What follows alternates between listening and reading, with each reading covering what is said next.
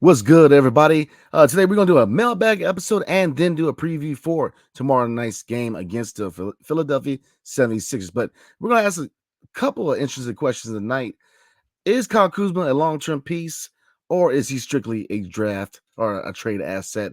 And Bilal Koulibaly and Deni Avia, are they part of the foundation going forward long-term in DC? We're gonna talk about it next on Locked On Wizards. You are Locked On Wizards, your daily Washington Wizards podcast. Part of the Locked On Podcast Network, your team every day.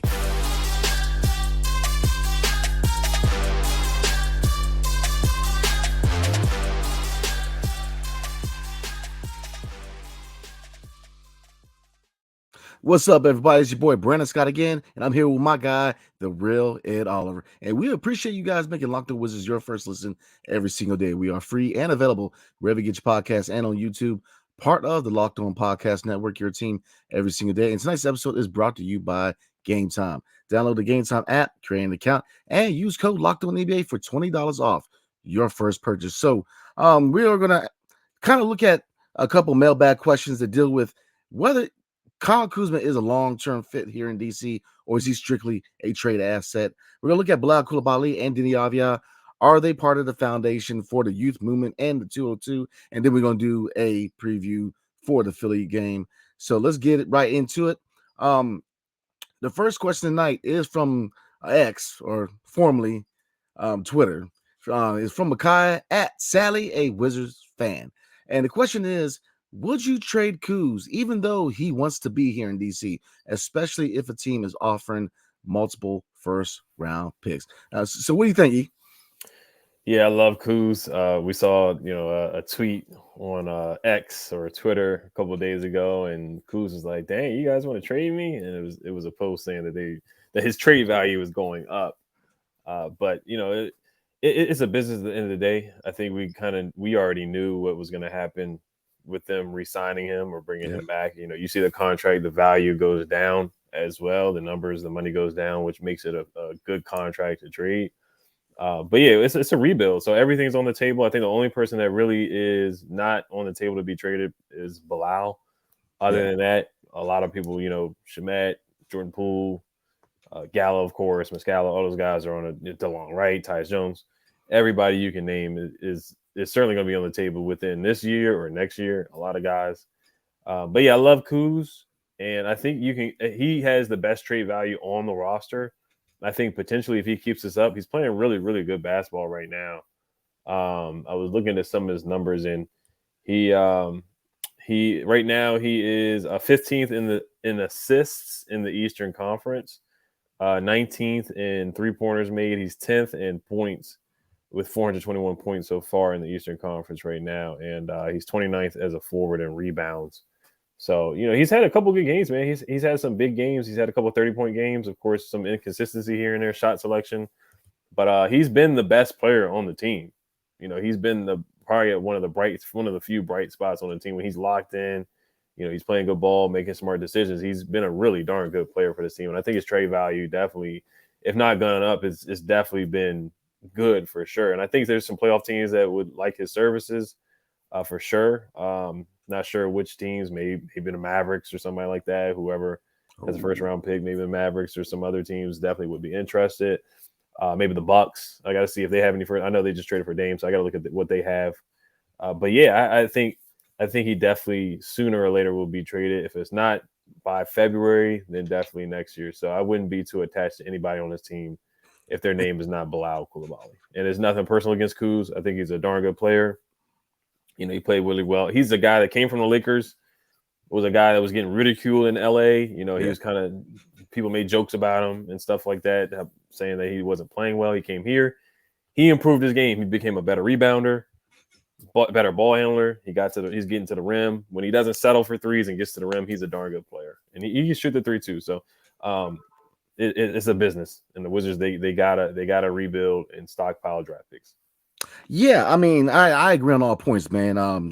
It's been really cool seeing Kyle Kuzma evolve from a role player guy who, was going back and forth with D'Angelo Russell and other players on social media, and a lot of questions on his maturity in LA, and how he would fit, with LeBron coming to LA. Watching him go from that situation to DC, where he became more of a complete player, where he really utilizes his frame, man, it's been cool. I've really grown to like Kuz, man, because I've said it time and time again. I wasn't a big fan of him in LA, not at all. But when he came to Washington, really got to know him.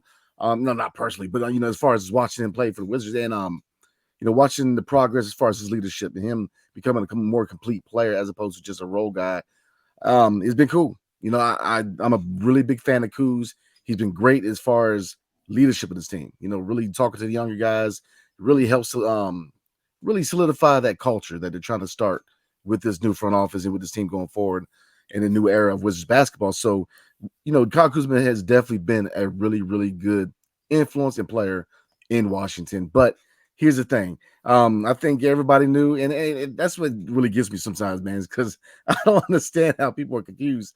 Like, all of a sudden, we're looking at him as a long-term piece, like he's about to be the guy. No, I like Kyle Kuzma, and he's a guy who, he can be a starter. He can definitely be a guy who can boost a contending team. But, I mean, he's not somebody we can build around.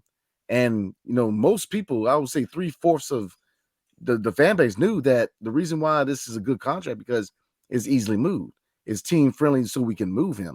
I don't think there was ever a question of he was going to be here long term. You know what I mean? Like, it was strictly a business deal as far as, he gave us opportunity to sign him to a team friendly deal, knowing that we have the leeway to move him to a contender if need be.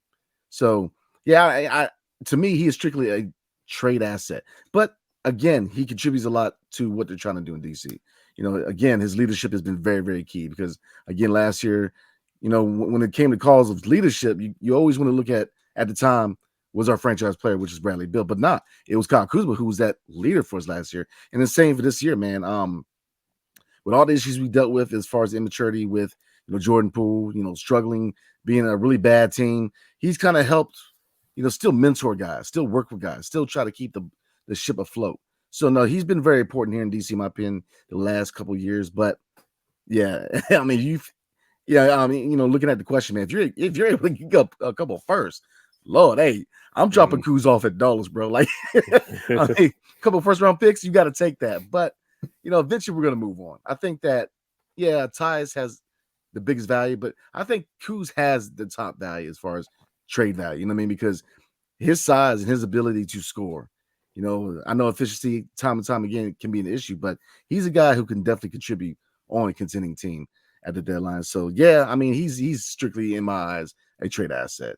Now, would I want him here long term? Yeah, if we were a contender already, because it's a team friendly deal. If we were already trying to make the playoffs and go from there, I would love Kuz here long term. But with a rebuild, with the emphasis going more and more towards evaluating young talent, you definitely have to move him when the time comes. So, great person, great leader. He's a guy who's improved his team and improved his game year by year with the Wizards. But multiple first round picks. I mean, that's the best trade you're going to get. I mean, you didn't even get that for Porzingis. You didn't get that for Bill. So if you get that for Kuz, you have to run straight and turn and pick up the phone immediately and make that trade. I mean, you better wake up if it's. I don't care what time it is, man. You better answer that phone. So, right. We're gonna move on, man. We are going to talk about Bilal, Coulibaly, and Deni Avdija. Are they the personnel that is part of the foundation of the future in Washington? And then, of course, we're going to do a preview for tomorrow night's game against the Philadelphia 76ers. But before we do, tonight's episode is brought to you by eBay Motors. Our partners at eBay Motors have teamed up with Locked On Fantasy Basketball host Josh Lloyd to bring you some of the best fantasy picks each week, all season long. Whether you're prepping for the daily draft or scouting the waiver wire, every week we're going to provide you players that are guaranteed to fit your roster. So let's see what he picked this week. And there's a lot of good names, man. 5 good names: Patrick Williams, Obi Toppin, Kelly Oubre Jr., who is actually injured again, Derek Lively the second, and Killian Hayes. But I'm going to roll with Derek Lively the second because it's hard to find starting centers with big growth upside, and Lively has already flashed that. So, I mean, again, if you look at Lively, he has been hot, man, providing quality minutes at the center position for the Dallas Mavericks, man. And I was a big fan of him coming out of the draft, man. But look, with over 122 million parts For your number one ride or die, you can make sure your ride stays running smoothly. Brake kits, LED headlights, roof rack, bumpers, whatever your baby needs, eBay Motors has it. And with eBay Guaranteed Fit, it is guaranteed to fit your ride the first time, every time, or your money back. Plus, at these prices, you're burning rubber, not cash, right? So going back to the names before we roll on, as far as fantasy, Patrick Williams, another guy in Chicago that, look, considering they're looking at blowing up the Chicago Bulls, he's an option, especially long-term fantasy-wise. So those are the couple guys that I would actually, and Obi Toppin, I'm definitely another guy I'm looking at, especially on the waiver wire, because I know the two teams I have in fantasy basketball, he is available now. So let's see. Keep your ride or die alive at ebaymotors.com.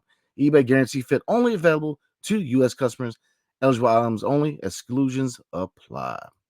And Locked On has launched the first ever national sports 24/7 streaming channel on YouTube. Locked On Sports Today is here for you 24/7, covering the top sports stories of the day with the local experts of Locked On, plus our national shows covering every league. Go to Locked On Sports Today on YouTube and subscribe to the first ever national sports 24/7 streaming channel. So, mailbag question numero dos. This one also comes from X, formerly Twitter. This is from Yair Orlev. And he asks, do you guys think Deni and Bilal will stay long-term in DC, and whether they are a strong enough core for this team to make us a contender in a few years? So what do you think about that, E? That's a good question. Bilal, yes. I'm not too sure about Deni just yet. I know he just signed his new contract.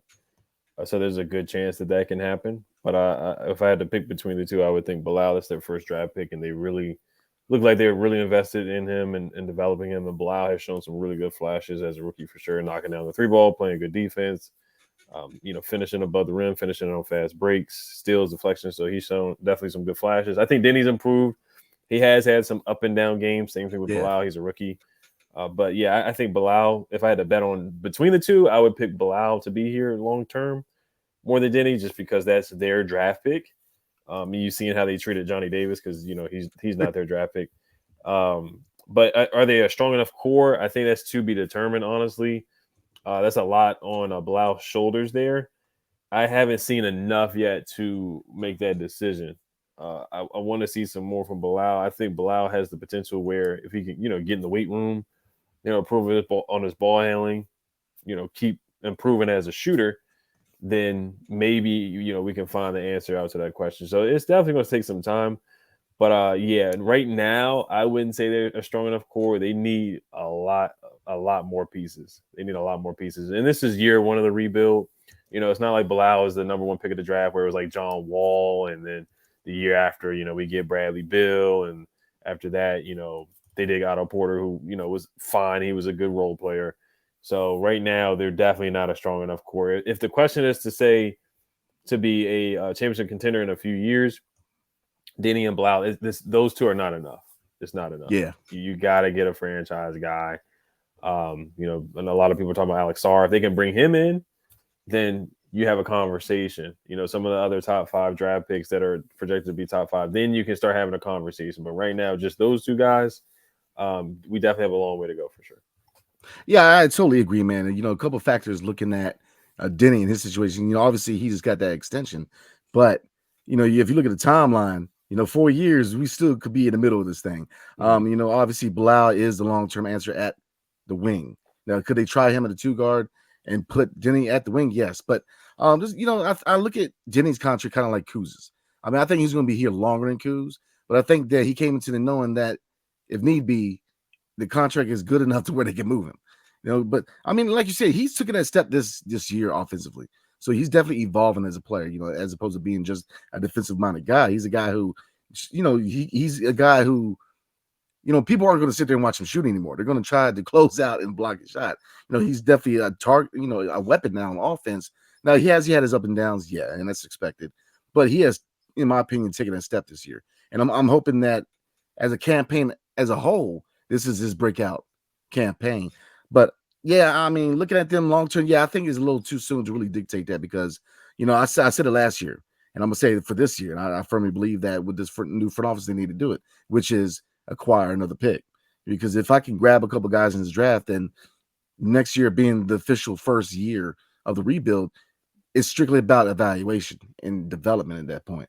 If you could try to grab a point, whether it's Collier or Wagner, I'm cool with that.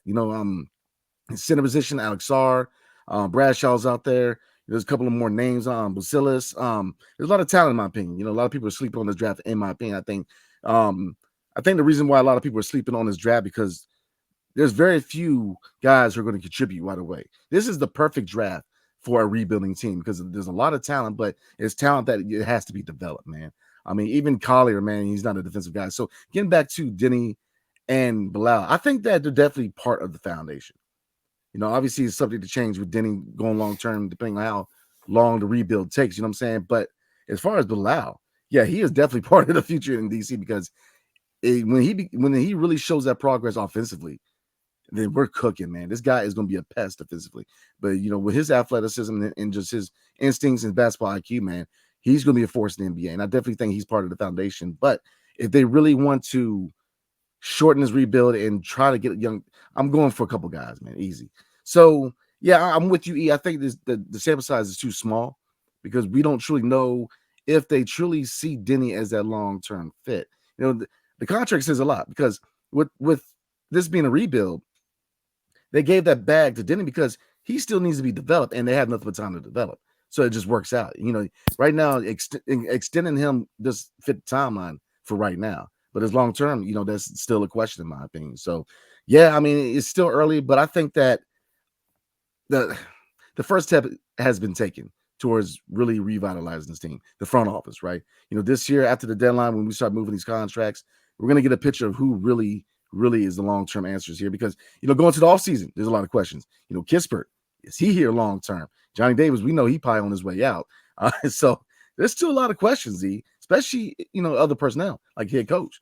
Is Wes Unseld Jr. here next year? So we know the front office is going to be here, but is Wes here? So there's a lot of questions. I think it's still too early to really answer that question. Right, 100%. Yeah, we definitely got to see more. I think they both have good potential for sure, but as franchise guys, I think you just have to see more. So it's a good question. I think time will tell. I'm excited to see Bilal next year and after the trade deadline when he gets more playing time and some guys are traded away, and he's potentially playing 30 minutes a game. Absolutely. I think that Bilal is going to be special, man. I think that they definitely hit on this draft pick. And I'm glad I could say that because it's been a while since I've said that, man. You know what I mean? We've gone through a lot of draft picks. And obviously as Wizards fans, if you're looking at the current success of Tyrese Halliburton, it's kind of like, gosh, yeah. Last night he was crazy in that in-season tournament game. Oh, man. That three he hit. And one three against the Celtics. Yeah, man. I'm trying to tell you, Tyrese, man. He is a superstar in the making, man. And I know that hurts the hearts of a lot of Wizards fans. So before we move on to the preview, my man E is going to talk to us tonight about Gametime. Yes, sir. Today's episode is brought to you by Gametime. Gametime is the only ticketing app that gives you complete peace of mind with your purchase. If I'm trying to get tickets to the Commanders game, Wizards games, of course, any local game, I'm definitely using the Gametime app. You see the view from your seat before you buy, so you know exactly what to expect when you arrive. All-in prices show your total up front, so you know you're getting a great deal without hidden fees. Buy tickets in seconds with 2 taps. Gametime has deals on tickets right up to the start of the event, and even an hour before it starts, it's the place to find last-minute seats. Find exclusive flash deals and sponsored deals on tickets for football, basketball, baseball, concerts, comedy, theater, and more. Take the guesswork out of buying tickets with Gametime. Download the Gametime app, create an account, and use code LOCKEDONNBA for $20 off your first purchase. Also, make sure you guys check out the Locked On Sports Network. They launched their first ever national sports 24/7 streaming channel on YouTube. Locked On Sports Today is here for you 24/7, covering the top sports stories of the day with the local experts on Locked On, plus our national shows covering every league. Go to Locked On Sports Today on YouTube and subscribe to the first ever national sports 24/7 streaming channel. All right, so the Wizards play against the 76ers tomorrow night. The last time we played the Sixers, we lost. Joel Embiid had 48 points. So we're not going to say keys to victory. We're just going to see keys to development. What can they change and improve? What are you looking forward to the game tomorrow night against the 76ers? I'm looking at this bench, man. I'm looking at the young guys on the bench, especially Bilal. If you look at their bench, man, they have a defensive bench. Covington can defend. Patrick Bev, depending on where they play him, because I know the 2 guard Melton's is day to day, and Kelly Oubre is out again with an injury. So I'm looking at young guy. I'm really looking at is Bilal. How does he play against a really good defensive bench of the Philadelphia 76ers? But as a team, man, Philadelphia is 8th in the NBA with rebounding. We know we are terrible rebounding. I mean, Joel Embiid, we both know he is going to definitely eat. But Mo Bamba is another guy that I thought that we should have targeted. He's in the 76ers. So, rebounding, we have to box out. We've got to stop extending possessions for other teams, man, because teams like Philly, they're not as forgiving as teams like the Pistons, man. You cannot extend possessions because they will cook you. This is a team that is a contender. So yeah, I'm rolling as far as a team effort. Rebounding is my emphasis. Now you say defense, but I personally don't think the defense is going to show up. So I'm looking at rebounding. Definitely got to stop giving them so many first or second chance points. But as a player, I'm kind of looking at, I really, Bilal, Deni's another guy because, looking at the guard position, Tyrese Maxey, man, is going to be an assignment for Tyus, man. I mean, Maxey's just that guy this year, man. He's a guy, he was another budding superstar, in my opinion. And Embiid and Gafford, I think we both know how that battle's going to go. So, the 2 guys I'm looking at are Deni and Bilal. I'm looking for them to kind of, I guess, pick up the slack because I don't see Tyus and Jordan Poole really getting too much on the defensive end and stopping Maxey, man. So, I'm definitely looking at those 2. Yeah, definitely going to see a bounce back game for Jordan Poole for sure. Just looking at some of the Sixers numbers you brought up, they rebound the ball really well. They shoot the 3 really well. They're 6th in 3-point percentage. Yeah. They are defensively, they're good.